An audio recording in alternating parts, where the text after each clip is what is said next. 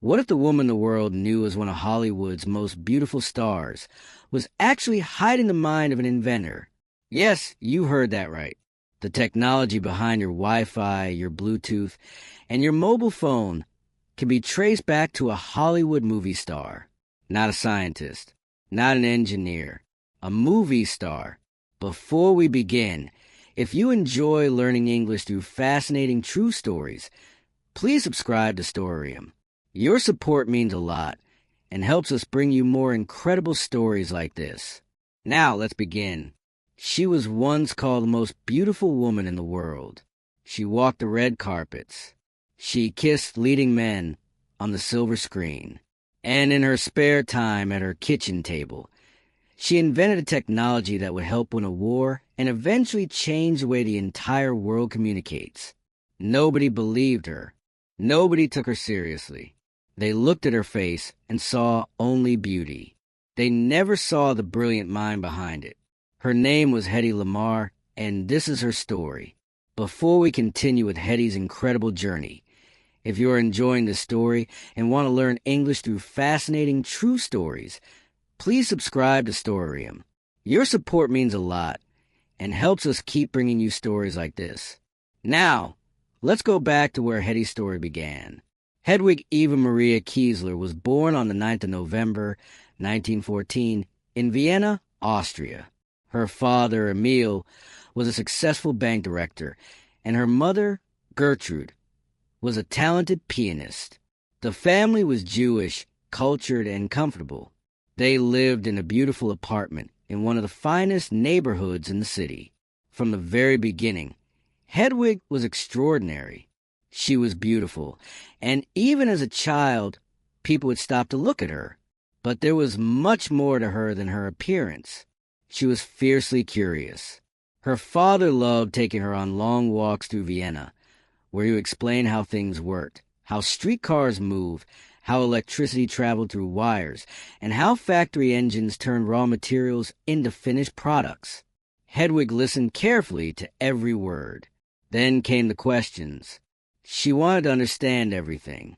She wanted to understand the world, not simply look at it. When she was just 5 years old, she took apart a music box because she wanted to discover how it made its sounds. She carefully laid out every tiny gear and sprang on the carpet and studied each piece. Then she put everything back together. And amazingly, it still worked. Her parents looked at each other. This was clearly not an ordinary child. Hedwig was a good student, especially in science. She loved learning how machines worked and understanding the logic behind them. But at the same time, she was also drawn to beauty, drama, and performance. From the very beginning, there were two sides to Hedwig: the engineer and the actress, the thinker and the dreamer. The world, however, would only want to see one of them. As a teenager, Hedwig became interested in acting. She was drawn to the stage and soon began appearing in plays and later in films. In 1933, at just 18 years old, she starred in a film that caused a scandal across Europe. The film was controversial, and Hedwig became famous almost overnight. But it was not the kind of fame her family had hoped for. And something was coming that would completely change the direction of her life. In 1933, at the age of 19, Hedwig married Friedrich Mandel, one of the richest men in Austria. Mandel was a powerful arms dealer who sold weapons and ammunition to governments around the world, including fascist leaders in Italy and Germany. He was incredibly wealthy, but he was also controlling and deeply possessive. He did not want his young wife to act in films. He did not want her to have a career. He wanted her by his side, beautiful and silent, like a decoration at his dinner table. But those dinner tables turned out to be very interesting. Mandel entertained generals, politicians, and weapons experts from across Europe. They openly discussed military technology. They talked about torpedoes, radio signals, and how weapons were guided toward their targets. Hedwig sat quietly and listened. The men assumed she did not understand what they were talking about. They were wrong. She understood everything, and she remembered it all. Hedwig was deeply unhappy in her marriage. Mandel watched her constantly. He controlled where she went, whom she spoke to, and even what she wore. She later described the marriage as a kind of prison. She knew she had to escape, and eventually she did. The exact details are not entirely clear. Some accounts say she drugged a maid who was guarding her and slipped out of the house in the middle of the night. Others say she simply walked out during a dinner party.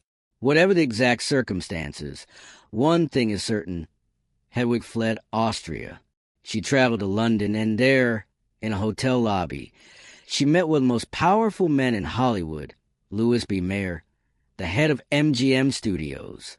Mayer offered her a contract, but there was one condition. She needed a new name.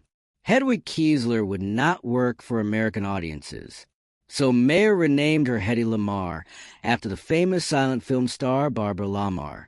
And just like that, a new identity was born.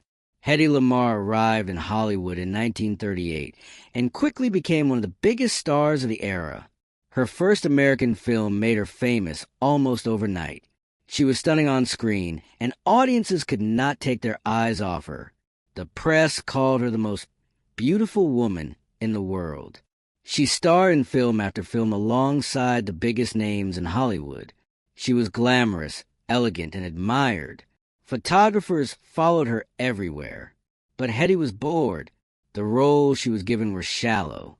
She stood in beautiful dresses and delivered simple lines. Nobody asked her to think. Nobody asked for her opinion about anything beyond her wardrobe. In interviews, reporters asked about her hair, her clothes, and her beauty secrets. Nobody asked about her ideas. She once said, "Any girl can be glamorous. All she has to do is stand still and look stupid." Behind the beauty, behind the makeup and the studio lights, there was a restless, brilliant mind that Hollywood never bothered to notice. Can you imagine what that must have felt like? Being famous for something you did not choose, your face, while the thing you were truly proud of, your mind, was invisible to the world. The studio wanted her to be beautiful. She wanted to be brilliant. The world gave her fame for one and silence for the other. But Hedy refused to let her mind sit idle. At night, after the cameras stopped and the studio lights went dark, she went home and worked at a table covered with sketches and diagrams. She set up a room in her house that she called her invention room. She designed improvements to traffic lights. She created a tablet that dissolved in water to make an instant soft drink, a kind of early version of flavored water. She was always thinking, always designing, and always solving problems. And then the Second World War began. Across the Atlantic, the world Hedy had fled from was burning. Her two worlds, Hollywood and technology, came together in a way nobody expected. Hedy was horrified by the war. German submarines were sinking Allied supply ships in the Atlantic. Thousands of sailors were dying in the cold water. She had fled Austria just ahead of the Nazis. She knew what was happening in Europe. She wanted to help, and she had an idea. A dangerous, ambitious, brilliant idea, born from those dinner table conversations she had overheard years ago in Friedrich Mandel's house. The problem was this. The Allied forces were using radio-controlled torpedoes to attack enemy ships, but the enemy could easily jam the radio signal. Jamming means sending out a strong, interfering signal on the same frequency, which confuses a torpedo and makes it miss its target. If the torpedo's radio signal stayed on one frequency, the enemy could find it and block it. Hedy thought back to those dinner table conversations in Mandel's mansion. She remembered the discussions about radio-guided weapons. She remembered the problem of jamming. And she came up with a solution that was elegant in its simplicity. What if the radio signal did not stay on one frequency? What if it jumped rapidly from one frequency to another in a pattern that only the sender and the receiver knew? The enemy would try to jam the signal, But by the time they found one frequency, the signal had already jumped to another, and then another, and then another. It would be like trying to follow a conversation in a crowded room where the speakers kept changing seats. She called this idea frequency hopping, but she needed help with the technical details. She found it in an unlikely place. George Antheil was a composer and musician known for wild experimental concerts. He had once created a piece of music that used 16-player pianos, all synchronized together. Hedy realized that his knowledge of synchronized and mechanical instruments could help solve the problem of synchronizing the frequency jumps between the torpedo and the ship together. They worked at Hedy's kitchen table in the evenings after her film shoots. During the day, she was a movie star, smiling under bright lights and reading her lines. At night, she was an inventor, bent over papers and pencils, solving problems that trained engineers had not solved. They sketched diagrams. They tested ideas. They argued and refined their design over many months.